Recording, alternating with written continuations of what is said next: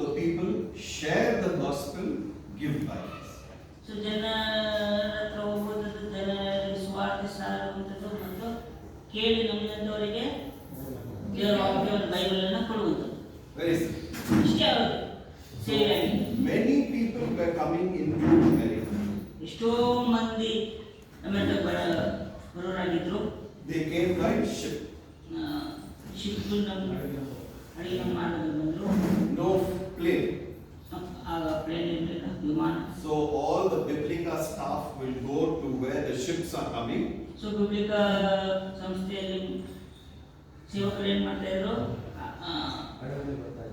ಹಡಗುಗಳಲ್ಲಿ ಇಳ್ತಾ ಇತ್ತು, ಆ ಸ್ಥಳಕ್ಕೆ ಹೋಗ್ತಾ ಇದ್ರು. ಅಲ್ಲಿ ಹೋಗಿ they will share the gospel with all the people coming into America. So ಅಮೆರಿಕದಲ್ಲಿ ಜನರು ಬರುವಂತ ಜೊತೆಯಲ್ಲಿ ಸುವಾರ್ತೆ ಸಾರುವಂಥದ್ದು And give them Bibles. ಮತ್ತು ಅವರು ಬೈಬಲ್ಗಳನ್ನ ಕೊಡುವುದು. From there they started other ministries. So ಅಲ್ಲಿಂದ ಬೇರೆ ಬೇರೆ ಸೇವೆಗಳನ್ನು ಮಾಡುತ್ತಾರೆ. They started school ministries. ಸ್ಕೂಲ್ಗಳನ್ನು ತೆರೆಯುವಂತ ಸೇವೆ, making Bibles and the gospel, sharing the gospel in schools. ಮತ್ತು ಶಾಲೆಗಳಲ್ಲಿ ಬೈಬಲ್ ವಿತರಣೆ ಮಾಡುವಂಥದ್ದು, ಸುವಾರ್ತೆಯನ್ನು ಸಾರುವಂಥದ್ದು. Then going to prisons, sharing the gospel and giving the Bible. ಮತ್ತು ಸೆರೆಮನೆಗಳಲ್ಲಿ ಸುವಾರ್ತೆ ಸಾರಿ ಅದನ್ನು ಸಹ ಬೈಬಲ್ ವಿತರಣೆಯನ್ನು ಮಾಡುವಂಥದ್ದು. Then going to hotels and placing Bibles in hotels. ಮತ್ತು ಹೋಟೆಲ್ಗಳಲ್ಲಿ ಅಲ್ಲಿಯೂ ಸಹ ಬೈಬಲ್ಗಳನ್ನು ಅಲ್ಲಿ ಇಡುವಂಥದ್ದು. Then after many years, there was a ministry called Gideon that was started. So ಎಷ್ಟೋ ವರ್ಷಗಳ ನಂತರ ಏನಾಯಿತು, ಗಿಡಿಯೋನ್ ಎಂಬ ಬೈಬಲ್ ಸೇವೆ ಪ್ರಾರಂಭವಾಯಿತು. Yeah, start.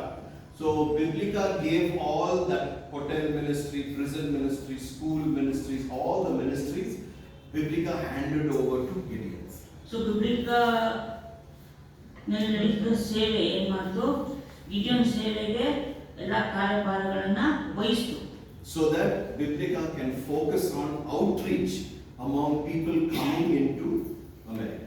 ಸೊ ಬಿಬ್ಲಿಕಾ ಸೇವೆ ಅದೇನ್ ಮಾಡ್ತಂದ್ರೆ ಅಮೆರಿಕ ದೇಶಕ್ಕೆ ಬರುತ್ತಿರುವಂತ ಜನರಿಗೆ ಸುವಾರ್ತೆ ಸಾರುತ್ತಾ ಬೈಬಲ್ ವಿತರಣೆ ಮಾಡುವಂತ ಕಾರ್ಯದಲ್ಲಿ ತೊಡಗಿದ್ರು. Many people were giving their lives to Jesus. So ಎಷ್ಟೋ ಮಂದಿ ಏನ್ ಮಾಡ್ತಾ ಇದ್ರು, ಯೇಸು ಕ್ರಿಸ್ತನ್ ನಂಬುತ್ತಾ ಅವರು ರಕ್ಷಣೆ ಹೊಂದ್ತಾ ಇದ್ರು. Because we were not only sharing the gospel, but we were helping people to read the Bible. ನಾವು ಬರೀ ಅವರಿಗೆ ಸುವಾರ್ತೆಯನ್ನು ಸಾರುವಂಥದ್ದೇ ಅಲ್ಲ, ದೇವರ ವಾಕ್ಯವನ್ನ ಏನಂತೆ ಓದುವಂತೆ ಸಹಾಯವನ್ನು ಸಹ ಅವರಿಗೆ ಮಾಡ್ತೇವೆ. But there was one problem that ಆದರೆ ಈ ಸೇವೆಯಲ್ಲಿ ಒಂದು ಸಮಸ್ಯೆ ಇತ್ತು. and that problem became bigger. ಆ ಸಮಸ್ಯೆ ಏನಾಯ್ತು, ದಿನ ದಿನ ದೊಡ್ಡದಾಗ್ತಾ ಬಂತು. The problem was many people could not understand the Bible. ಎಷ್ಟೋ ಮಂದಿ ಏನಂತೆ ಬೈಬಲ್ ಅರ್ಥ ಮಾಡ್ಕೊಳ್ಳಕ್ಕೆ ಆಗ್ತಾ ಇರಲಿಲ್ಲ. The Bible was in English, but many people could not understand that English. Bible ಇದ್ದಿದ್ದು ಇಂಗ್ಲಿಷ್ ಭಾಷೆಯಲ್ಲಿ, ಎಷ್ಟೋ ಮಂದಿ ಇಂಗ್ಲಿಷ್ ಭಾಷೆ ಗೊತ್ತಿದ್ದರಿಂದ ಅದನ್ನು ಅರ್ಥ ಮಾಡ್ಕೊಳ್ಳಕ್ಕೆ ಆಗ್ತಾ ಇರಲಿಲ್ಲ. They needed a simple English. ಅವರಿಗೆ ಸರಳವಾದ ಇಂಗ್ಲಿಷ್ ಭಾಷೆ ಬೇಕಾಗಿತ್ತು. So Biblica staff, they began to pray for a simple English translation. So Biblica ಸಂಸ್ಥೆ ಏನ್ ಮಾಡ್ತು, ಸರಳವಾದ ಇಂಗ್ಲಿಷ್ ಭಾಷೆಯನ್ನ ಬೆಳೆಸಿಕೊಳ್ಳುವಂತೆ ಯೋಜನೆ ಮಾಡಿಕೊಳ್ತು. But nobody was ready to translate the Bible into simple English because it's very costly. ಅದು ಸರಳವಾದ ಭಾಷೆಯಲ್ಲಿ ಅದು ಟ್ರಾನ್ಸ್ಲೇಷನ್ ಮಾಡಿ ಅದು ಏನಂತೆ ಮುದ್ರಣ ಮಾಡಕ್ಕೆ ಸಾಕಷ್ಟು ಹಣಕಾಸು ಬೇಕಾಗಿತ್ತು.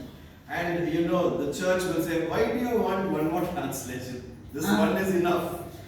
ಈಗಾಗಲೇ ಒಂದು ಇಂಗ್ಲಿಷ್ ಬೈಬಲ್ ಐತೆ, ಮತ್ತೊಂದು ಯಾಕೆ ಅಂತ ಎಷ್ಟೋ ಸಮಯ ಅವರು ಕೇಳಕ್ ಪ್ರಾರಂಭ ಮಾಡ್ತಾರೆ. But the believers can understand the Bible, non-believers could not understand. ಆದರೆ ಚರ್ಚ್ನಲ್ಲಿಂದ ವಿಶ್ವಾಸಿಗಳು ಏನ್ ಮಾಡ್ತಾ ಇದ್ರು, ದೇವರ ವಾಕ್ಯವನ್ನು ಅರ್ಥ ಮಾಡ್ಕೊಳಕ್ ಆಗ್ತಾ ಇತ್ತು. ಆದ್ರೆ ಅವಿಶ್ವಾಸಿಗಳು ದೇವರ ವಾಕ್ಯವನ್ನು ತೆಗೆದಾಗ ಅವರು ಓದಕ್ಕೆ ಪ್ರಾರಂಭ ಮಾಡಿದಾಗ ಅರ್ಥ ಮಾಡ್ಕೊಳಕ್ ಆಗ್ತಾ ಇರಲಿಲ್ಲ. Think of the population of Karnataka. ಯೋಚನೆ ಮಾಡಿ, ನಮ್ಮ ಕರ್ನಾಟಕ ರಾಜ್ಯದ ಜನಸಂಖ್ಯೆ. Is it possible for the church to disciple the population of Karnataka? ಇಡೀ ನಮ್ಮ ಕರ್ನಾಟಕ ರಾಜ್ಯದ ಜನಸಂಖ್ಯೆ ಜನರಿಗೆ ಶಿಷ್ಯನಾಗಿ ಮಾಡೋದು ಸಾಧ್ಯನಾ? It'll be very, very tough. ತುಂಬಾನೇ ಕಷ್ಟ ಅಲ್ಲ ಈಗಿನ ಸಭೆಗಳಿಗೆ ಪ್ರತಿಸ್ಪರ್ಧೆಗಳಿಗೆ. But if they have a Bible that they can understand, ಆದರೆ ಸರಳವಾಗಿ ಏನಂತೆ ಅವಿಶ್ವಾಸಿಗಳು ದೇವರ ವಾಕ್ಯವನ್ನು ಅರ್ಥ ಮಾಡಿಕೊಳ್ಳುವ ಸರಳ ಭಾಷೆಯಲ್ಲಿದ್ರೆ, an accurate Bible that they can understand. ಅವರಿಗೆ ಅರ್ಥಗರ್ಭಿತವಾಗುವಂತೆ ಸರಳವಾಗಿ ಅವರು ತಿಳ್ಕೊಳ್ಳುವಂತೆ ಸುವಾರ್ತೆ ಬಗ್ಗೆ ಆ ರೀತಿಯಾದ ದೇವರ ವಾಕ್ಯ ಇದ್ರೆ It will be a huge blessing to the church. ಅದು ಏನಾಗ್ತದೆ, ಚರ್ಚಿಗೆ ಸೇವೆಯ ವಿಷಯದಲ್ಲಿ ಸಹಾಯವಾಗ್ತದೆ. So the Biblica staff many years ago started praying for a simple English translation. ಅಲ್ಲಿಗೆ ಬಿಬ್ಲಿಕಾ ಸೇವಕರು ಏನು ಮಾಡ್ತಿದ್ರು, ಸರಳವಾದ ಭಾಷೆಯಲ್ಲಿ ಬೈಬಲ್ ತರ್ಜುಮೆ ಆಗಲಿ ಎಂಬುದಾಗಿ ಬೇಡ್ತಾ ಇದ್ರು. For many years no one was willing to translate. ಆದರೆ ಎಷ್ಟೋ ವರ್ಷಗಳಿಂದ ಇದನ್ನ ಮಾಡಕ್ಕೆ ಯಾರು ಸಿದ್ಧರಾಗಿರಲಿಲ್ಲ. Then there were around 100 Bible scholars from different evangelical denominations that came together who were wanting to translate the Bible into simple English. So 100 Bible ತಜ್ಞರು ಅವರು ರೆಡಿಯಾಗಿದ್ರು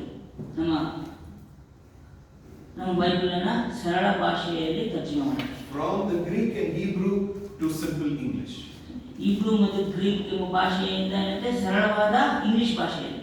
But someone had to support them. ಆದರೆ ಅದಕ್ಕೆ ಏನು ಮಾಡಬೇಕು, ಸಹಾಯ ಮತ್ತು ಬೆಂಬಲ ಬೇಕು. The translators needed food to eat. They had families that needed food. They had children who needed education.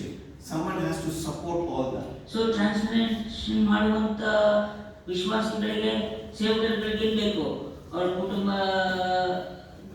ನೋಡ್ಕೊಳ್ಬೇಕಾಗಿತ್ತು, ಅದಕ್ಕೆ ಸಹಾಯ ಬೇಕಾಗಿತ್ತು, ಅವ್ರ ಜೀವನ ನಡೆಸೋಕ್ಕೆ ಸಹಾಯ ಬೇಕಾಗಿತ್ತು. So Biblica, we have to answer one question. How important is this translation of the Bible? Is it important or not important? If it is important, then we have to invest a lot of money in it. If it is not important, we'll say no need of new translation. Let us use old. If they cannot understand, they cannot understand. What can we do? So Biblica ಒಂದು ದೊಡ್ಡ ಸವಾಲಾಗಿತ್ತು ಇದು. ಇದು ನಿಜವಾಗಲೂ ಇದು ತುಂಬಾ ಪ್ರಾಮುಖ್ಯವಾದ ವಿಷಯನ ಸರಳ ಭಾಷೆಯಲ್ಲಿ ಅರ್ಥವಾಗುವಂತೆ ಎಲ್ಲರಿಗೂ ಸರಳ ರೂಪದಲ್ಲಿ ಏನಂತೆ ದೇವರ ವಾಕ್ಯವನ್ನ ತರ್ಜುಮೆಯನ್ನ ಮಾಡುವಂಥದ್ದು. ಇದಕ್ಕೆ ಬೇಕಾಗಿರುವಂಥದ್ದು ತುಂಬಾನೇ ಬಹಳಷ್ಟು ಹಣ. ಆದ್ರಿಂದ ಇದು ನಾವು ಮಾಡಬೇಕು ಮಾಡಲು ಎಂಬುದಾಗಿ ದೊಡ್ಡ ಸವಾಲಿದೆ. So the Biblica staff decided we will do this. ಅದಕ್ಕೆ ಬಿಬ್ಲಿಕಾದಲ್ಲಿ ಸ್ಟಾಫ್ಸ್ ಅವರು ಏನ್ ಮಾಡಿದ್ರು, ಸೇವಕರು ಏನ್ ಮಾಡಿದ್ರು, ಇದನ್ನ ನಾವು ಮಾಡಲೇಬೇಕು, ಮಾಡೋಣ ಅಂತ. They said God will provide. ದೇವರು ನಮ್ಗೆ ಒದಗಿಸುವಂತ And they started praying. ಪ್ರಾರ್ಥಿಸಲಿಕ್ಕೆ ಪ್ರಾರಂಭ And ಮಾಡಿದ್ರು. they used to meet in their office in New York ಅಲ್ಲಿ office in. So they so used to meet in the ನ್ಯೂಯಾರ್ಕ್ನಲ್ಲಿ office to ಇರುವಂತ pray. ಕಚೇರಿ office ನಲ್ಲಿ ಏನ್ ಮಾಡ್ತಾ ಇದ್ರು, ಎಲ್ಲರೂ ಸೇರ್ತಾ ಇದ್ರು. So then they looked at the office. ಅಲ್ಲಿರುವಂತ ಕಚೇರಿ ಆಫೀಸ್ ನೋಡಿದ್ರು, They were like, why do we need this office? ಯಾಕೆ ಈ ಕಚೇರಿ ಬೇಕಾಗಿತ್ತು ನಮಗೆ? People don't have Bibles. ಅಲ್ಲಿ ಜನರ ಹತ್ರ ಏನಿಲ್ಲ, ದೇವರ ವಾಕ್ಯವೇ ಇಲ್ಲ, ಬೈಬಲ್ ಇಲ್ಲ. We can pray in our homes. ನಮ್ಮ ಕುಟುಂಬದಲ್ಲಿ ನಮ್ಮ ಮನೆಗಳಲ್ಲಿ ಏನ್ ಮಾಡ್ಬೋದು, ಪ್ರಾರ್ಥನೆ ಮಾಡ್ಬೋದಲ್ಲ, ಯಾಕೆ ಈ ಕಚೇರಿ? They sold the office. So ಇರುವಂತ ಆಫೀಸ್ ಕಚೇರಿ ಏನ್ ಮಾಡಿದ್ರು, ಮಾರಾಕ್ಬಿಟ್ರು. They took the money, they gave it to the translators. ಬಂದಂತ ಹಣವನ್ನು ಏನ್ ಮಾಡಿದ್ರು, ಟ್ರಾನ್ಸ್ಲೇಷನ್ ಮಾಡುವಂತವರಿಗೆ ಕೊಟ್ಟರು. But it was not enough. ಆದ್ರೆ ಅದು ಸಾಕಾಗಿಲ್ಲ. 100 translators, at least 400 to 600 people. 400ರಿಂದ 500 ಆಳುಗಳು ಟ್ರಾನ್ಸ್ಲೇಷನ್ ಮಾಡುವಂತ ಕೆಲಸಗಾರರು ಬೇಕಾಗಿತ್ತು. You know, believers, they are not satisfied with 2 children. ವಿಶ್ವಾಸಿಗಳಿಗೆ ಏನಂತೆ, ಇಬ್ರು ಮಕ್ಕಳಿದ್ರೆ ಸಾಕಾಗಿರ್ಲಿಲ್ಲ, ದೊಡ್ಡ ಕುಟುಂಬ. So lot of support we need. ಅವ್ರಿಗೆ ಸಾಕಷ್ಟು ಏನ್ ಬೇಕಾಗಿತ್ತು, ಸಹಾಯ ಬೇಕಾಗಿತ್ತು. So they were wondering where is the money coming from? ಹೇಗೆ ಇದಕ್ಕಾಗಿ ಹಣ ಬರ್ತದೆ ಅಂತ ಯೋಚನೆ ಮಾಡ್ತಾರೆ. Then the staff, Biblica staff those days, ಆಗಿನ ಕಾಲದ ಬಿಬ್ಲಿಕಾ ಸ್ಟಾಫ್ ನೋಡು, they said we will sell our houses and we will invest in this translation. So ನಮ್ಮ ಸ್ವಂತ ಮನೆಗಳನ್ನ ಮಾರಿ ಏನ್ ಮಾಡೋಣ, ಈ ಸೇವೆಗೆ ಸಹಾಯ ಮಾಡಿ. So they all decided, because they believed that placing a Bible in the hands of a person who does not have the Bible is more important and even living in a comfortable house. ಅವರು ದೃಢವಾಗಿ ನಂಬಿದ್ರು. ಅದೇನಂದ್ರೆ ಯಾರಲ್ಲಿ ಯಾರ ಹತ್ರ Bible ಇಲ್ವೋ, ಯಾರ ಹತ್ರ ದೇವರ ವಾಕ್ಯ ಇಲ್ವೋ ಅವರಿಗೆ ನಾವು ಒದಗಿಸಿಕೊಳ್ಳಲೇಬೇಕು. ಅದಕ್ಕಾಗಿ ನಮ್ಮ ಮನೆ ಮಠಗಳನ್ನು ಸಹ ಮಾರ್ಬಿಡೋಣ ಅಂತ ಹೇಳಿದ್ರು. And they sold and they brought the money and they gave it to the translation. So ಅವ್ರ ಮನೆಗಳನ್ನು ಮಾರಿ ಬಂದಂತ ಹಣವನ್ನ ಸೇವೆಗೆ ಮಾಡಿದ್ರು, ಕೊಟ್ಟರು. And years later, ಎಷ್ಟೋ ವರ್ಷಗಳಾದ್ಮೇಲೆ God blessed us with the English translation. ದೇವರು ಏನ್ ಮಾಡಿದ್ರು, ಇಂಗ್ಲಿಷ್ ಸರಳವಾದ ಭಾಷೆಯಲ್ಲಿ ಏನಾಯ್ತು ಟ್ರಾನ್ಸ್ಲೇಷನ್ ಆಗುವ ಆಗಿಂತ ಬೈಬಲ್ ಸಿಕ್ತು. The English translation became very famous. ಈ ಸರಳ ಭಾಷೆಯಲ್ಲಿ ಅದನ್ನ ಟ್ರಾನ್ಸ್ಲೇಷನ್ ಏನಾಯ್ತು, ಅದು ತುಂಬಾನೇ ಪ್ರಾಮುಖ್ಯತೆ ಪಡ್ಕೊಳ್ತು. It's become a brand by itself. ಮತ್ತು ಜನರು ಅದನ್ನ ಮೆಚ್ಚಿಸ್ತಾ ಅದನ್ನ It's called the NIV. ಅದೇ ಅದಕ್ಕೆ ಏನಂತಾರೆ NIV ಅಂತ, ಸರಳ ಭಾಷೆ ಇಲ್ಲಿ ತರ್ಜಿಮೆ ಇಂಗ್ಲಿಷ್ ಭಾಷೆ. This English translation was an answer to prayer, and it was a response to the sacrifice of believers, because they believed that making God's word available to unbelievers is important. So ಆ ವಿಶ್ವಾಸಿಗಳಿಗೆ Bible ಅರ್ಥ ಮಾಡ್ಕೊಳ್ಳೋಕೆ ಆಗದೆ ಇರುವಂಥ ಸರಳ ಭಾಷೆಯಲ್ಲಿ ಈ Bible ಅದು ಸಿಗಬೇಕು ಮತ್ತು ಅವ್ರು ಓದಬೇಕು ಮತ್ತು ಆಶೀರ್ವಾದವನ್ನು ಹೊಂದಬೇಕು ಎಂಬುದಾಗಿ ಸಾಕಷ್ಟು ಇದರ ಹಿನ್ನೆಲೆ ಏನೈತೆ, ತ್ಯಾಗ, ಪ್ರೀತಿ ಮತ್ತು ಶ್ರಮೆ ಇರುವುದನ್ನು ನಾವು ನೋಡ್ತೀವಿ. So then when we saw the power of Sarala translation, contemporary translation, we got involved in translating to other languages also. So ಬರೀ ಇಂಗ್ಲಿಷ್ ಭಾಷೆಯಲ್ಲ, ಇತರ ಬೇರೆ ಭಾಷೆಗಳಲ್ಲೂ ಸಹ ಸರಳ ಭಾಷೆಯಲ್ಲಿ ಏನಂತೆ ಅರ್ಥವಾಗುವಂಥ ರೀತಿಯಲ್ಲಿ ನಾವು ಟ್ರಾನ್ಸ್ಲೇಷನ್ ಮಾಡೋದಕ್ಕೆ ಪ್ರಾರಂಭ ಮಾಡಿದ್ವಿ. And in India, because we supported William Carey, ಇಂಡಿಯಾದಲ್ಲಿ ವಿಲಿಯಂ ಕ್ಯಾರಿಗೆ ನಾವು ಸಪೋರ್ಟ್ ಮಾಡೋದ್ರಿಂದ the first Bible that we launched, Biblical Vernacular Language Bible, the first Bible that we launched was Bengali. So Biblica ಸೇವೆಯಿಂದ ಇಂಡಿಯಾದಲ್ಲಿ ಮೊದಲನೇ ಭಾಷೆ ಬೈಬಲ್ ಅದು ಏನಾಯಿತು ಉದ್ಘಾಟನೆ ಆಗಿದ್ದು, ಅದು ಬೆಂಗಾಲಿ ಭಾಷೆಯಲ್ಲಿ. So we did Bengali, then God enabled us to do it in Hindi, launched the Hindi full Bible, then we launched the Malayalam full Bible, then the Tamil full Bible, and more recently we launched the Kannada full Bible. So Bengali ಆದಮೇಲೆ ಹಿಂದಿ ಆದಮೇಲೆ ತಮಿಳು ಮತ್ತು ಮಲಯಾಳಂ ಮತ್ತು ಈಗ ಕನ್ನಡದಲ್ಲೂ ಸಹ ಇರುವಂಥದ್ದನ್ನು ನಾವು ನೋಡ್ತೇವೆ. And all this design, and to make these Bibles look beautiful, full responsibility is our brother Danny here. So ಸುಂದರವಾಗಿ ಮತ್ತು ಸರಳವಾಗಿ ಇದನ್ನು ಡಿಸೈನ್ ಮಾಡಿದ ವ್ಯಕ್ತಿ ಯಾರಂದರೆ ನಮ್ಮ ಸಹೋದರರು. And we did that. Now in March, in fact in 2-3 days we will be going to Chhattisgarh. ಈ ಮಾರ್ಚ್ನಲ್ಲಿ ನಾವು ಛತ್ತೀಸ್ಗಢಕ್ಕೆ ಹೋಗ್ತೀವಿ, where we will be launching the Chhattisgarhi full Bible. ಅಲ್ಲೂ ಸಹ ಛತ್ತೀಸ್ಗಢ ಭಾಷೆಯ ಫುಲ್ ಬೈಬಲ್ ನಾವೇನು ಮಾಡ್ತೀವಿ, ಅಲ್ಲೂ ಸಹ ಉದ್ಘಾಟನೆಯನ್ನು ಮಾಡುವುದಾಗಿದೆ. So please pray for that. So ಈ ಸೇವೆಯ ವಿಷಯಕ್ಕೆ ನೀವು ಪ್ರಾರ್ಥನೆ ಮಾಡಿ. There will be a lot of problems, but ಸಾಕಷ್ಟು please pray. We will overcome those problems. ವಿರೋಧತ್ವ ಅಲ್ಲಿ ನಾವು ನೋಡ್ಬೋದು. Yeah. So our desire as a Bible ministry is to make the Bible available to people who don't have that. So ನಮ್ಮ ಬಯಕೆ ಏನಂದ್ರೆ ಯಾರ ಹತ್ರ Bible ಇಲ್ವೋ, ಯಾರ ಹತ್ರ ದೇವರ ವಾಕ್ಯ ಇಲ್ಲೋ ಅವರಿಗೆ ಇದು ಲಭ್ಯವಾಗಿ ಸಿಗುವಂಥದ್ದಾಗಬೇಕು. Right? And the best way to do that ಇದು ಉತ್ತಮವಾಗಿ ಇದು ಯಾವ ರೀತಿ ಮಾಡಬೇಕು ಅಂದರೆ is through partnership. ಅದು ನಾವೆಲ್ಲರೂ ಸಹ ಏನಾಗಬೇಕು, ಈ ಸೇವೆಯಲ್ಲಿ ಭಾಗಿಗಳಾಗಬೇಕು. Is together. ನಾವು ಒಪ್ಪಿಸಿಕೊಟ್ಟು ಈ ಸೇವೆಯಲ್ಲಿ ಭಾಗಿಗಳಾಗಬೇಕು. God has definitely given us gifts. Yeah. God has given you gifts. So ನಮಗೆ ಏನು ಮಾಡಿದ್ದಾನೆ, ಇಷ್ಟೊಂದು ಒಳ್ಳೆ ದೇವರಿಂದ ಒಳ್ಳೆ ವರಗಳನ್ನು ಕೊಟ್ಟಿದ್ದಾನೆ, ಒಳ್ಳೆ ದಾನಗಳನ್ನು ಮಾಡಿದ್ದಾನೆ. ಅದನ್ನು ನಾವು ದೇವರಿಗೋಸ್ಕರ ಕೊಡುವಂಥದ್ದು. Those gifts are meant to strengthen the church, to help the church grow. So ದೇವರು ಏನಕ್ಕಾಗಿ ಪ್ರತಿ ಕ್ರಿಸ್ತ ವಿಶ್ವಾಸಿಗಳಿಗೆ ಆತ್ಮಿಕ ವರಗಳನ್ನು ಕೊಟ್ಟಿದ್ದಾನೆ ಅಂದರೆ ಸೇವೆಯ ಅಭಿವೃದ್ಧಿಗೋಸ್ಕರ. Sabyagoskara. No, it is for the church that the Spirit of God gives us gifts. ಅಲ್ವಾ? ಆತ್ಮಿಕ ವರಗಳು ಏನಕ್ಕಾಗಿ ಅಂದರೆ ಸಭಾ ಅಭಿವೃದ್ಧಿಗೋಸ್ಕರ. But many times we get so independent. ನಾವು ಎಷ್ಟೋ ಸಲ ಏನಂತೆ ನಮ್ಮ ಬಗ್ಗೆನೇ ಸ್ವಾರ್ಥತೆಯಾಗಿ ನಾವು ಯೋಚಿಸುವಂತಾಗಿದೆ. We feel we don't need anyone else. ನಾನು ಯಾರಿಗೂ ಬೇಕಾಗಿಲ್ಲ, ಇತರರು ಸಹ ನನಗೆ ಬೇಕಾಗಿಲ್ಲ. Especially if we have some money, we feel we don't need anyone else. ಸ್ವಲ್ಪ ದುಡ್ಡು ಇಟ್ಬಿಟ್ರೆ ಸಾಕು, ನಾನೇ ನನ್ನ ಶ್ರೇಷ್ಠ, ನಾನು ಇನ್ನೊಬ್ಬರು ನನಗೆ ಬೇಕಾಗಿಲ್ಲ. But we are called to partnership. ಆದರೆ ಸೇವೆಯ ವಿಷಯಕ್ಕೆ ಬಂದಾಗ ನಾವೆಲ್ಲರೂ ಏನಂತೆ ಒಟ್ಟುಗೂಡಬೇಕಾಗ್ತದೆ. Yeah. If you see this, all our full Bibles will have this Bible tree. So ನಾವು ಇಲ್ಲಿ ನೋಡುವಂತ ಚಿತ್ರ ಬೈಬಲ್ನಲ್ಲಿ ನಾವೇನು ನೋಡ್ತೇವೆ, ಒಂದು ಮರ. This is from Psalm 1.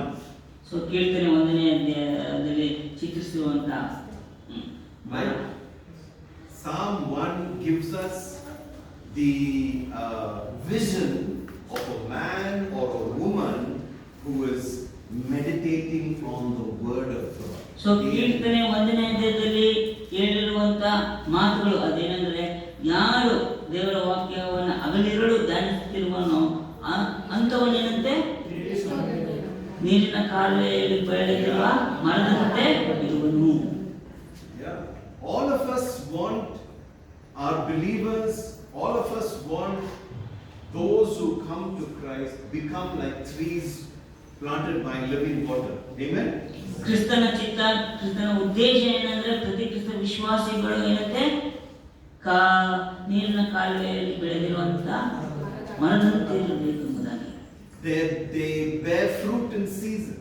ತಕ್ಕ ಕಾಲದಲ್ಲಿ ಅವರು ಏನಂತೆ ಫಲ ಕೊಡುವವರಾಗಿರಬೇಕು. Their leaves are always green. ಅವರ ಎಲೆಗಳೇನಂತೆ ಹಸಿರಾಗಿರಬೇಕು. Everything that they do prospers. ಮತ್ತು ಅವರು ಮಾಡುವಂತ ಎಲ್ಲವೂ ಸಹ ಏನಂತೆ ಸಫಲತೆಯನ್ನ ನೋಡುವಂಥದ್ದು. You want this for your members? ನಾವು ನಮ್ಮ ಕ್ರಿಸ್ತ ವಿಶ್ವಾಸಿಗಳಲ್ಲಿ ಈ ರೀತಿಯಾದ ಜೀವಿತ ಬೇಕಾ? You want this for your children? ನಿಮ್ಮ ಮಕ್ಕಳಿಗೆ ಇಂಥ ಜೀವಿತ ಬೇಕಾ? What about for your neighbors? ನಿಮ್ಮ ಸಹೋದರರಲ್ಲಿ ಇಂಥ ಜೀವಿತ ಬೇಕಾ? We want everyone to have this kind of life. ಈ ರೀತಿಯಾದ ಜೀವಿತ ನಾವೆಲ್ಲರನ್ನು ನಾವು ಕಾಣುವುದಕ್ಕೆ ಇಷ್ಟಪಡ್ತೇವೆ. Yes? But how can we get this kind of life? ಇಂಥ ಜೀವಿತ ಹೇಗೆ ಸಿಗುವಂಥದ್ದು? Yes, we have to come to Jesus. We have to come to the cross. ಹೌದು, ನಾವು ಯೇಸು ಕ್ರಿಸ್ತನ ಬಳಿ ಬರಬೇಕು, ಯೇಸು ಕ್ರಿಸ್ತನ ಶಿಲುಬೆಗೆ ಬಳಿ ಬರಬೇಕು.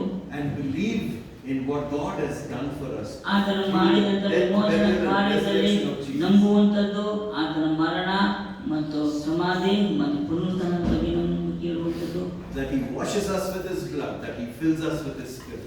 ಆತನ ರಕ್ತದಿಂದ ನಮ್ಮ ಎಲ್ಲ ಸಕಲ ಪಾಪಗಳ ನಿವಾರಣೆಯನ್ನು ಮಾಡಿ ಪರಿಶುದ್ಧಾತ್ಮದಿಂದ ನಾವು ತುಂಬಿಸಲ್ಪಡುತ್ತೇವೆ.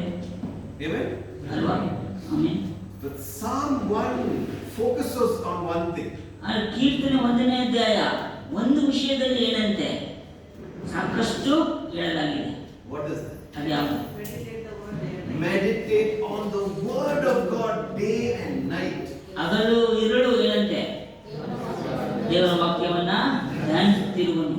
If you meditate, if I meditate on the word of God day and night, if we can help our members meditate on not our messages, on the word of God day and night, if we can help the youth, the women, the men in our communities to meditate on the word of God day and night. ನಮ್ಮ ಚರ್ಚ್ನಲ್ಲಿ ನಮ್ಮ ಸಭೆಯಲ್ಲಿ ಇರುವಂತ ಕ್ರೈಸ್ತ ಮಕ್ಕಳು ವಿಶ್ವಾಸಿಗಳು ಯಾವುದರಲ್ಲಿ ಧ್ಯಾನಿಸಬೇಕಂತೆ ನನ್ನ ಬೋಧನೆಯಿಂದ ಅಲ್ಲ, ನನ್ನ ಮಾತಿನಲ್ಲ, ದೇವರ ವಾಕ್ಯದಲ್ಲಿ ಅವರು ಹಗಲಿರುಳಂತೆ ಧ್ಯಾನಿಸುವಂಥದ್ದು. ಅವ್ರು ಹೀಗೆ ಮಾಡಿದ್ರೆ ಅವರ ಜೀವಿತ ಏನಾಗ್ತದಂತೆ ಸಫಲತೆಯನ್ನ ನೋಡುವರಾಗಿರ್ತಾರೆ. So that's our desire ಇದು ನಮ್ಮ ಬಯಕೆ as a ministry.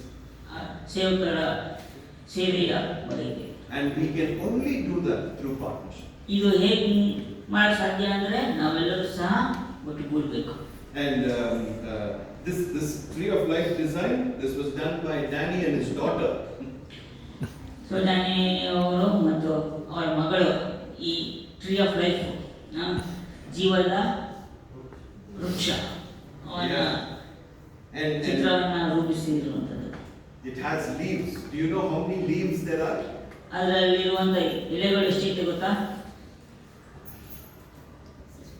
66.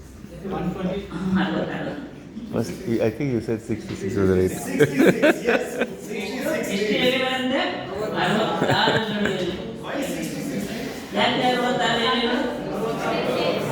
66. Yes. In the Bible. So there are 66 leaves. So beautiful, beautiful design. So yeah. So God has enabled us to translate the Bible into contemporary language and to make it available through partnership. So ಹೀಗೆ ಬೇರೆ ಬೇರೆ ಭಾಷೆಯಲ್ಲಿ ನಮ್ಮ India ಭಾಷೆಯಲ್ಲಿರುವಂಥ ಬೇರೆ ಬೇರೆ ಭಾಷೆಯಲ್ಲಿ ಸರಳದಾಗಿ ಏನಂತೆ ದೇವರ ವಾಕ್ಯವನ್ನು ನಾವು ಮುದ್ರಿತವಾಗುವಂತೆ ಮಾಡಿದ್ದೇವೆ. Yeah, but we realize translation of the Bible does not equal transformation of lives. ಅದಾಗಲ್ಲ. ನಾವು ಟ್ರಾನ್ಸ್ಲೇಟ್ ಮಾಡಿದ್ದೀವಿ, ಅದು ಸರಿ, ಆದರೆ translation just because we translated the Bible does not mean lives will be transformed. So ನಾವೇನ್ ಮಾಡಿದ್ದೀವಿ, ಸರಳ ಭಾಷೆಯಲ್ಲಿ ಬೈಬಲ್ ನಾವು ಟ್ರಾನ್ಸ್ಲೇಷನ್ ಮಾಡಿದ್ದೇವೆ, ಆದರೆ ಜೀವಿತ ಏನಂತೆ ಮಾರ್ಪಾಡಾಗುವಂಥದ್ದು ನಾವು ಏನಂತೆ ಅದು ನಮ್ಮ ಕೈನಲ್ಲಿಲ್ಲ. So ನಾವು ನಮ್ಮ ಕೈನಲ್ಲಿ ಏನು ಮಾಡ್ಬೋದು, ಟ್ರಾನ್ಸ್ಲೇಷನ್ ಮಾಡ್ಬೋದು ಅಷ್ಟೇ, ಪರಿವರ್ತನೆ ಮಾಡುವಂಥದ್ದು ನಮ್ಮಲ್ಲಿಲ್ಲ. ಆದರೆ just because there is translation does not mean there will be transformation. So ಇಲ್ಲಿ ಟ್ರಾನ್ಸ್ಲೇಷನ್ ಇದ್ದಿದ್ದಕ್ಕಾಗಿ ಅಲ್ಲಿ ಏನಾಗ್ಬೋದು, ಪರಿವರ್ತನೆ ಆಗ್ತದೆ ಅಂತ ಖಚಿತ ಇಲ್ಲ, ಅದು ಆಗಲ್ಲ. We can translate every day. ನಾವು ಪ್ರತಿದಿನ ನಾವೇನ್ ಮಾಡ್ಬೋದು, ಟ್ರಾನ್ಸ್ಲೇಷನ್ ಮಾಡ್ಬೋದು. So what we thought, okay, translation ಆಗಿದೆಯಲ್ಲ, ಈಗ how can this Bible reach the people? ಈಗ ನಾವೇನ್ ಮಾಡಿದ್ವಿ, ಟ್ರಾನ್ಸ್ಲೇಷನ್ ಮಾಡಿದ್ದೀವಿ, ಮತ್ತು ಈ ಟ್ರಾನ್ಸ್ಲೇಷನ್ ಬೈಬಲ್ ನಾವೇನ್ ಮಾಡ್ಬೇಕು, ಇವತ್ತು ಜನರಿಗೆ ತಲುಪಿಸ್ಬೇಕು. So there are many people who can read the Bible. ಎಷ್ಟೋ ಮಂದಿ ಬೈಬಲ್ನ ಓದ್ಬೋದು. So we print and we make it available. ನಾವು ಮುದ್ರಿಸಿ ಏನ್ ಮಾಡ್ತೇವೆ, ಲಭ್ಯ ಆಗುವಂತೆ ಮಾಡಿದ್ದೇವೆ. Yeah. Many people cannot read the Bible. ಅಲ್ಲಿ ಎಷ್ಟೋ ಮಂದಿ ಬೈಬಲ್ ಓದಕ್ಕೆ ಆಗ್ತಾರೆ. So what do we do for them? ಅಂಥವ್ರಿಗೆ ಏನ್ ಮಾಡೋಣ? Then we started recording the audio, making audio Bibles. So ಓದಕ್ಕಾಗದೇ ಇರುವಂತವರು ಏನಂತೆ ಕೇಳುವುದಕ್ಕೆ ಆಡಿಯೋ ಬೈಬಲಿನ ನಾವು ಸಿದ್ಧತೆಯನ್ನು ಮಾಡ್ತೇವೆ. There are people who are blind, they need Braille Bible, so we came up with Braille Bible. So ಎಷ್ಟೋ ಮಂದಿ ಕುರುಡರಿದ್ದಾರೆ, ಅವರು ಸಹ ಕೇಳಿಸ್ಕೊಳ್ಳುವಂತೆ ಏನ್ ಮಾಡ್ತೇವೆ, ಅವ್ರಿಗೆ ರೆಕಾರ್ಡ್ ಮಾಡೋದು Braille. Recording Braille Bible. ಅದೇ ಬ್ರೈನ್ ಬೈಬಲ್ ಅಂದ್ರೆ ಸ್ಪರ್ಶಿಸಿ, ಪದಗಳನ್ನು ಸ್ಪರ್ಶಿಸುವಂತೆ ಏನಂತೆ ಓದು, ಸ್ಪರ್ಶಿಸಿ ಓದ್ಕೊಳ್ಳುವಂತೆ. Many people live with their phones, so we make the Bible available on the phone. So ಎಷ್ಟೋ ಮಂದಿ ಹತ್ರ ಏನೈತೆ, ಫೋನ್ ಐತೆ. ಸೊ ಫೋನ್ ಬೈಬಲ್ ನಾವೇನ್ ಮಾಡೋದು, ಆ್ಯಪ್ ಆಗಿ ಮಾಡಿ ಫೋನಲ್ಲಿ ನಾವು ಏನಂತೆ ಬೈಬಲ್ಗಳನ್ನ ತಂದು. So how are people accessing the Bible? We have to make the Bible available in that format. So ನಾನಾ ರೂಪದಲ್ಲಿ ನಾನಾ ರೀತಿಯಲ್ಲಿ ಜನರಿಗೆ ಬೈಬಲ್ಗಳಿಂದ ಲಭ್ಯ ಆಗುವಂತೆ ನಾವು ಏನ್ ಮಾಡ್ತಾ ಇದ್ದೀವಿ, ಪ್ರಯತ್ನಿಸ್ತಾ ಇದ್ದೀವಿ. Now people, even if they can read, even if they can write, they want to watch and learn. ಎಷ್ಟೋ ಮಂದಿ ಓದಕ್ ಗೊತ್ತಿರ್ತದೆ, ಆಗಿದ್ರು ಸಹ ಕೆಲವರು ಇವಾಗ ತುಂಬಾ ಇಷ್ಟಪಡುವಂಥದ್ದು ಏನಂದ್ರೆ ದೃಶ್ಯಗಳನ್ನ ನೋಡುವುದರಿಂದ. So we are working on the full video Bible. So ಇವಾಗ ನಾವು ಯಾವ ತರ ಮಾಡ್ತಾ ಇದೀವಿ ಅಂದ್ರೆ video Bible, Word for word Bible, but video form. So word to word ಮತ್ತು ದೃಶ್ಯಗಳಿಂದ ನಾವು ಬೈಬಲ್ ತಯಾರಿ ಮಾಡೋದು. No matter how sign language Bible. ಮತ್ತು ಸೈನ್ ಲ್ಯಾಂಗ್ವೇಜ್ ಕುರುಡರು ಮೂಕರಿಗೆ. How are people receiving the Bible? We have to give it to them in that format. So ಜನರು ಯಾವ ರೀತಿಯಾಗಿ ಬೇಕು ದೇವರ ವಾಕ್ಯ ಅವರ ಅನುಕೂಲ ತಕ್ಕಂತೆ ಆ ರೂಪದಲ್ಲಿ ಅವರಿಗೆ ನಾವೇನಂತೆ ಒದಗಿಸಿಕೊಡುವಂಥದ್ದು. But even if we make it available like that, ಈ ರೀತಿಯಾಗಿ ಅವರಿಗೆ ಒದಗಿಸಿಕೊಟ್ಟರೂ ಸಹ their lives will not be transformed. ಆದ್ರೆ ಅವರ ಜೀವಿತ ಆಗಲ್ಲ, ಪರಿವರ್ತನೆ ಆಗಲ್ಲ. We want transformation. ಆದ್ರೆ ನಮಗೆ ಬೇಕಾಗಿರೋದೇನು? ಜೀವಿತ ಏನಾಗಬೇಕು? ಪರಿವರ್ತನೆ ಆಗಬೇಕು, ಬದಲಾವಣೆ ಆಗಬೇಕು. Yeah. I was visiting one church and that person, one member, one ಸಭೆಗೆ ಹೋದೆ ನಾನು. ಅಲ್ಲಿ ಒಬ್ಬ ಮೆಂಬರ್ ಬಂದು ಹೇಳಿದ್ರು ನನಗೆ, ನಾನು ಈ ಸಭೆಯಲ್ಲೇ ಇದ್ದೀನಿ, 30 ವರ್ಷದಿಂದ ಇದೇ ಸಭೆಯಲ್ಲಿ ಇದ್ದೀನಿ ಅಂತ. ನನಗೆ ಅದು ಬ್ಯಾಡ್ ನ್ಯೂಸ್. 30 ವರ್ಷ ಒಂದೇ ಸಭೆಯಲ್ಲಿ ಏನು ಮಾಡಿದೆ, ಬರೀ ಸಂಡೇ ಬಂದು ಅಟೆಂಡ್ ಮಾಡಿ, ಅದು failure. Amen? No? Sorry for telling, but we are not called to sit here our entire lives. We can come on Sunday, but what is the Lord doing through us Monday to Saturday? That is important as well. Amen?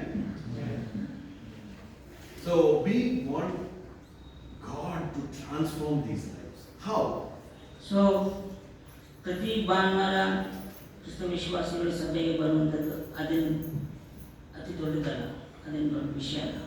ಆದರೆ ಸೋಮವಾರದಿಂದ ಶನಿವಾರದವರೆಗೂ ನಮ್ಮ ಚರ್ಚ್ನಲ್ಲಿರುವಂಥ ಕ್ರಿಸ್ತ ವಿಶ್ವಾಸಿಗಳು ಸೇವೆಯಲ್ಲಿ ದೇವರ ಮಹಿಮೆಗೋಸ್ಕರ ದೇವರ ಕಾರ್ಯದಲ್ಲಿ ಹೇಗೆ ಅವರು ಭಾಗಿಗಳಾಗಿದ್ದಾರೆ, ದೇವರು ಹೇಗೆ ಅವರನ್ನು ಉಪಯೋಗಿಸ್ತಾ ಇದ್ದಾರೆ, ಅದು ದೊಡ್ಡ ಕಾರ್ಯ, ಅದು ದೊಡ್ಡ ವಿಷಯವಾಗಿರ್ತದೆ. So we ask, how can we help people meditate on God's word? So ಇನ್ನೊಂದು ನಮಗೆ ಆಲೋಚನೆ ಬಂತು, ಹೇಗೆ ನಾವು ದೇವರ ವಾಕ್ಯವನ್ನು ಧ್ಯಾನ ಮಾಡುವಂತೆ ಅವ್ರ ಅನುಕೂಲ ಸಹಾಯ ಮಾಡಬೇಕು. Okay. ಹೇಗೆ ಧ್ಯಾನಿಸುವಂತೆ. Then Jesus reminded us in Luke 5. So ಲೂಕನು ಬರೆಸುವ 5ನೇ ಅಧ್ಯಾಯದಲ್ಲಿ ಯೇಸು ಕ್ರಿಸ್ತನು ನಮಗೆ ಜ್ಞಾಪಿಸಿದನು. Remember, he was preaching to the people by the Sea of Galilee. So ಗಲಿಲಾಯ ಸಮುದ್ರದ ದಡದಲ್ಲಿ ಆತನು ಜನರಿಗೆ ಬೋಧಿಸುವಾಗ He was talking to all of them, and behind him some fishermen were sitting. So ಆತನು ಬೋಧಿಸುವಾಗ ತನ್ನ ಹಿಂದ್ಗಡೆ ಏನಂತೆ ಮೀನುಗಾರರಿದ್ರು ಕೆಲವರು. What were the fishermen doing? ಏನು ಮಾಡ್ತಿದ್ರು ಅವರು? ಮೀನುಗಾರರು. ಸೊ ಬೆಸ್ತರು ಏನ್ ಮಾಡ್ತಾ ಇದ್ರು? ಬಲೆ ತೊಳಿದ್ರು. Jesus is talking. God is talking. ಯೇಸು ಕ್ರಿಸ್ತನು ಬೋಧಿಸ್ತಾ ಇದ್ದಾನೆ, ಯೇಸು ಕ್ರಿಸ್ತನು ಮಾತಾಡ್ತಾರೆ, ದೇವರು ಮಾತಾಡ್ತಾ ಇದ್ದಾರೆ, ಬೋಧಿಸ್ತಾ ಇದ್ದಾರೆ. ಆದ್ರೆ ಅವ್ರು ಏನ್ ಮಾಡ್ತಾ ಇದ್ದಾರೆ? ಮೀನುಗಾರರು, Why? ಬೆಸ್ತರು. Why? ಯಾಕೆ ಅವ್ರು ಬಲೆ ತೊಳಿತಾ ಇದ್ದಾರೆ? ಅವ್ರಿಗೆ ಇಂಟ್ರೆಸ್ಟ್ ಇಲ್ಲ. ಯಾಕೆ ಇಂಟ್ರೆಸ್ಟ್ ಇಲ್ಲ? ಹೌದು, ಜೀವನ ಇದ್ರೆ ಪ್ರಾಬ್ಲಮ್ಸ್ ಇರುತ್ತೆ ಅಲ್ವಾ? ಅವ್ರಿಗೆ ಏನಿಲ್ಲ, ಆಸಕ್ತಿ ಇಲ್ಲ ಅಲ್ವಾ? ಯೇಸು ಕ್ರಿಸ್ತನ ಬೋಧನೆ ಕೇಳಕ್ಕೆ, ದೇವರ ವಾಕ್ಯವನ್ನು ಕೇಳಕ್ಕೆ ಅವ್ರಿಗೇನಿಲ್ಲ ಆಸಕ್ತಿ. ಯಾಕಂದ್ರೆ ಅವರು ಅವ್ರ ಗಮನಗಳ ಯಾರ ಮೇಲೆ ಐತೆ? ಅವ್ರ ದಿನದ ಕಾರ್ಯಾಚರಣೆಗಳ ಮೇಲೆ ಐತೆ. ಮೀನಿಲ್ಲ ಅಂದ್ರೆ ಊಟ ಇಲ್ಲ, ಕಾಸಿಲ್ಲ, ಸಂಸಾರ ನಡೆಸಕ್ಕಾಗಲ್ಲ. ಮನೆಗೆ ಹೋದ್ರೆ ಹೇಳ್ತಿರ್ತಾರೆ ಅಲ್ವಾ? ಕಷ್ಟ. ಮೀನ್ ಹಿಡಿದ್ರ? ಇಲ್ಲ. ದೊಡ್ಡ ಫಿಶರ್ಮನ್ ಅಂದ್ರೆ ಏನಾಯ್ತು? ಒಂದು ಹಿಡಿಲಿಲ್ವಾ? ಇಲ್ಲ. ಕಷ್ಟ ಅಲ್ವಾ? So they have problems. So, but what did Jesus do? ಅವ್ರು ಏನ್ ಮಾಡ್ತಾ ಇದ್ರು? ಅವ್ರು ಯೇಸು ಕ್ರಿಸ್ತನ ಏನ್ ಮಾಡಿದ್ರು? ಅವ್ರು ನೋಡಿ ಅವ್ರೇ ದೇವರು, ನಾನ್ ಮಾತಾಡುವಾಗ ನೀವು ಕೇಳೋದು ವಿಷಯ. ಪಾಸ್ಟರ್ ಮಾತಾಡುವಾಗ ನಾವು ಸುಮ್ಮನೆ ಕೇಳ್ತೀವಲ್ಲ. Jesus is talking. Jesus can get angry. Did he get angry? No. What did he do?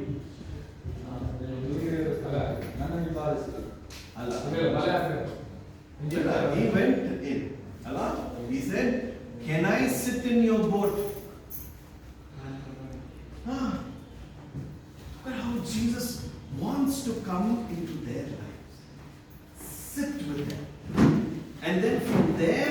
was teaching. Now the fishermen, no choice, they have to listen to Jesus. No? After that, what did Jesus say? Throw your. What did Peter say?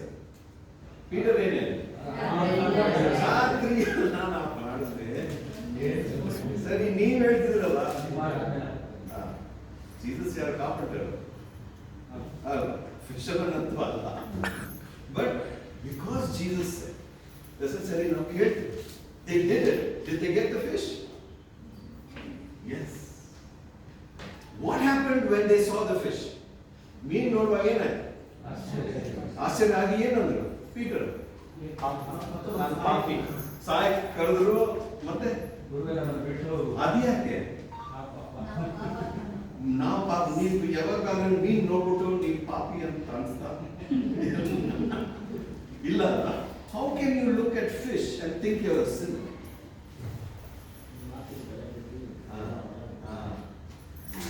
Jesus entered their situation and then spoke his word. He helped them.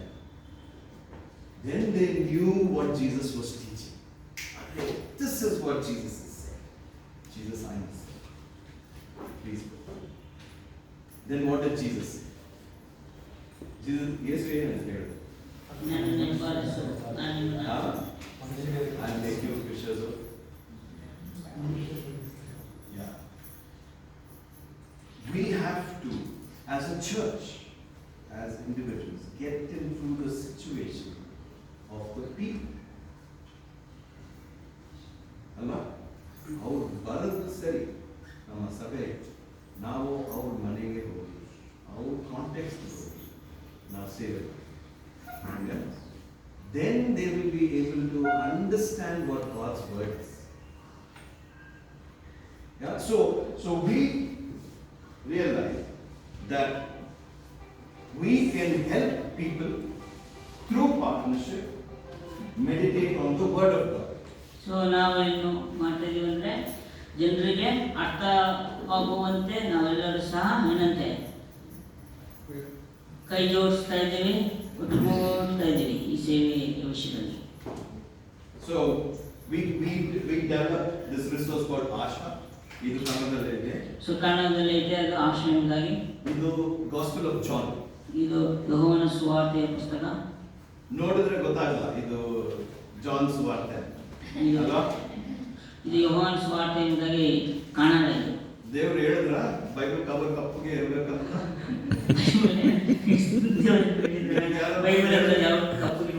ನೀವು ಯಾರಾದ್ರೂ ಕೇಳಿದ್ರ ನೀವು ಹೇಗೆ ಯೇಸು ಕ್ರಿಸ್ತನಿಗೆ ಯಾರಾದ್ರೂ ನಿಮ್ಗೆ ಕೇಳಿದಾರ? ನೀವು ಕೇಳಿದಾರ ಯಾರಾದ್ರೂ?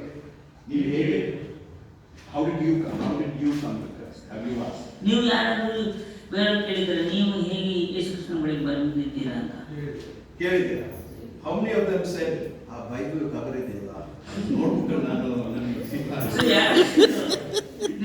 ಈ ತರ ಹೇಳಿದ್ರಲ್ಲ, ಬೈಬಲ್ ನೋಡಿ ಬೈಬಲ್ ಕವರ್ ನೋಡಿ ಆ ಬಣ್ಣವನ್ನು ನೋಡಿ ನಾನು ಬಂದಿದ್ದೇನೆ ಅಂತ. Okay.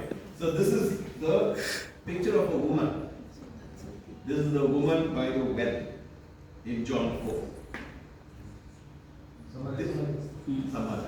This Bible study is for women. ಇದು ಸ್ತ್ರೀಯರಿಗೋಸ್ಕರನೇ ಮಾಡಿದಂತ ಸುವಾರ್ತೆ ಪುಸ್ತಕ.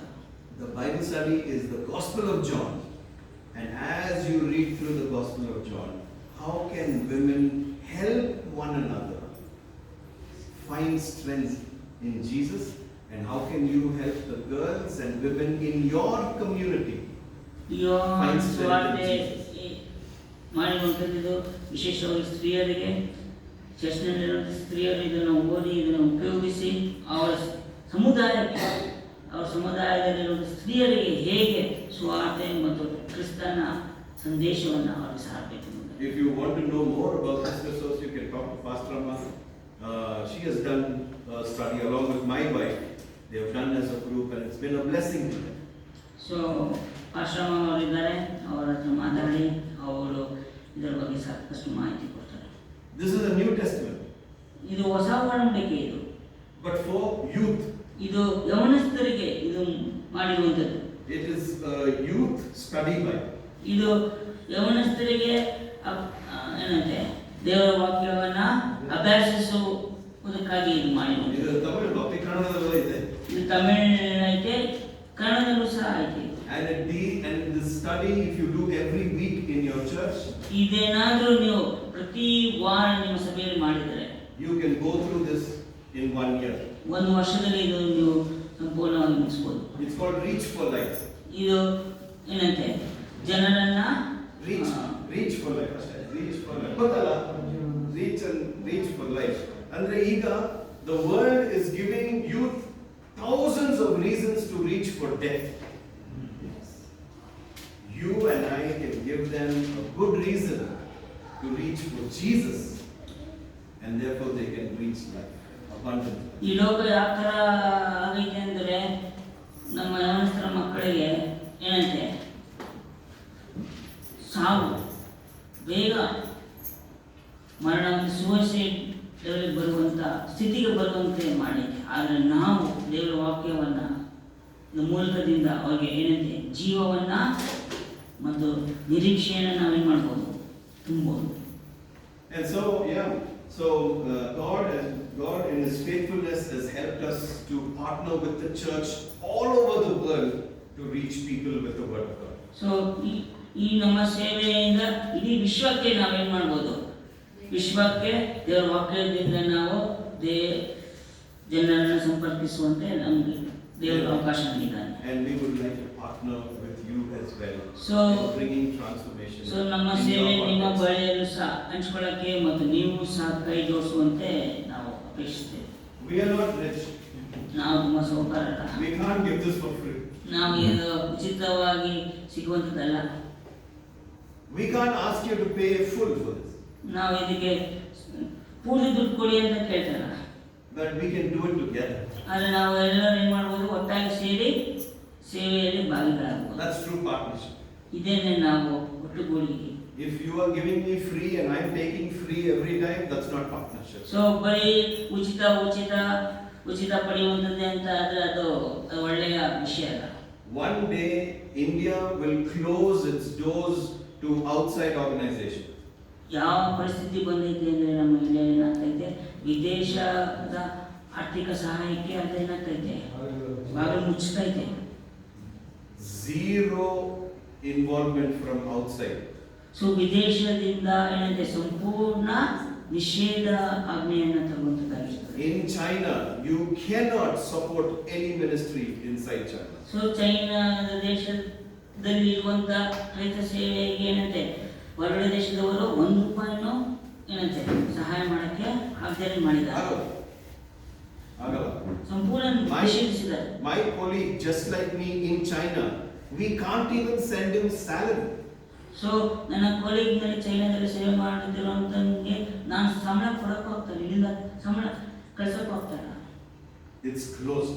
ಯಾಕಂದ್ರೆ ವಿದೇಶದಿಂದ ಹಣ ಹೋಗದಿರುವಂತೆ ಸೇವೆ ವಿಷಯದಲ್ಲಿ ಏನು ಮಾಡಿದಾರೆ, ಬಂದ್ ಮಾಡಿದ್ದಾರೆ. India will close.